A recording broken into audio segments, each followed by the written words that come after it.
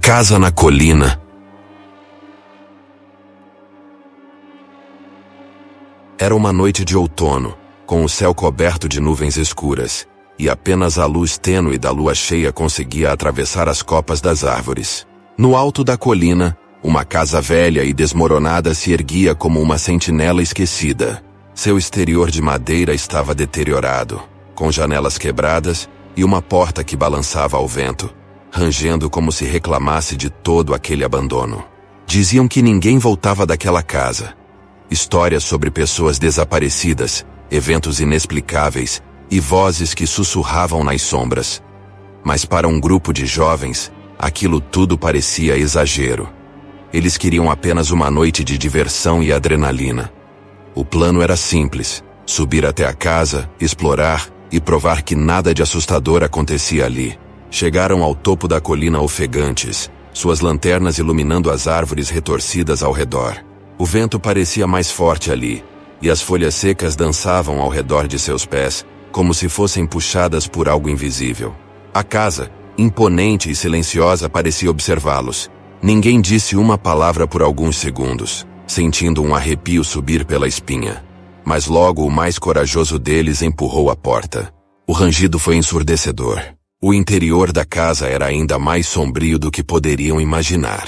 As paredes estavam cobertas de pó, teias de aranha decoravam cada canto, e os móveis antigos estavam apodrecidos. O cheiro de mofo era forte, e o ar parecia estagnado.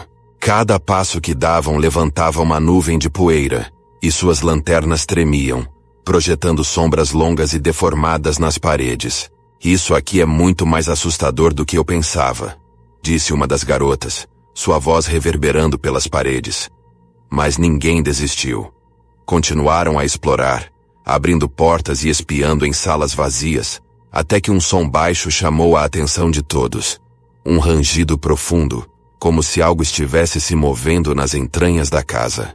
"Deve ser o vento", disse um dos rapazes, mas seus olhos traíam o medo. Enquanto caminhavam pela casa, a lanterna de um deles começou a piscar, criando um jogo de luz e sombra nas paredes. Foi então que perceberam algo estranho. Uma porta entreaberta que levava para o porão. Havia algo perturbador naquela escuridão lá embaixo, mas, movidos por uma mistura de curiosidade e desafio, decidiram descer. O porão era frio. Cada degrau da escada rangia de maneira agourenta, e o ar lá embaixo era ainda mais pesado. No centro da sala subterrânea, encontraram uma mesa de pedra antiga, coberta de símbolos entalhados e desgastados pelo tempo. Um dos amigos, sem pensar, tocou os entalhes. Assim que seus dedos deslizaram sobre os símbolos, a casa inteira pareceu estremecer. Um som baixo e gutural ecoou pelas paredes, e a temperatura caiu bruscamente. Um vento forte, vindo de lugar nenhum, soprou apagando a maioria das lanternas. Foi então que as vozes começaram. Sussurros indistinguíveis vinham de todas as direções, parecendo ressoar do próprio chão. O grupo em pânico tentava encontrar uma saída, mas algo invisível parecia bloquear o caminho. Uma figura começou a se formar nas sombras do porão, uma presença espectral, seus contornos distorcidos pela escuridão. Seus olhos brilhavam com uma luz fria e malévola. Um dos amigos gritou, e isso quebrou o transe. Todos correram para as escadas, mas o espírito agora os seguia, sua presença cada vez mais opressora. As portas da casa começaram a se fechar sozinhas, trancando-os dentro. Objetos flutuavam e eram lançados contra as paredes. O terror era palpável, e o espírito estava furioso. Um dos amigos lembrou-se de um diário antigo que havia encontrado na casa, em que alguém falava sobre um objeto roubado da sepultura do espírito, e que a única forma de acalmar a entidade era devolvê-lo. Eles não tinham escolha. A porta da frente estava trancada inexplicavelmente, então tiveram que escapar pela janela lateral, caindo diretamente no quintal, onde havia um antigo cemitério. Corriam desesperadamente pelas lápides, enquanto o espírito os seguia como uma sombra viva, seus sussurros transformando-se em gritos angustiantes. Chegaram ao túmulo em questão, e com mãos trêmulas cavaram rapidamente para devolver o objeto, uma velha joia, ao seu lugar de descanso.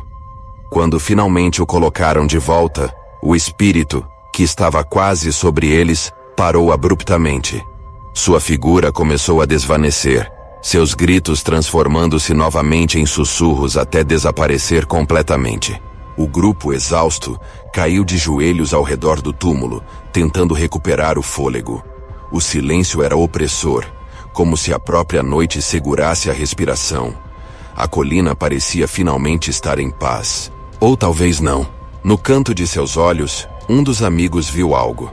Uma sombra longe na linha das árvores, observando. Talvez o espírito não estivesse completamente apaziguado. Talvez a casa na colina tivesse outros segredos sombrios guardados.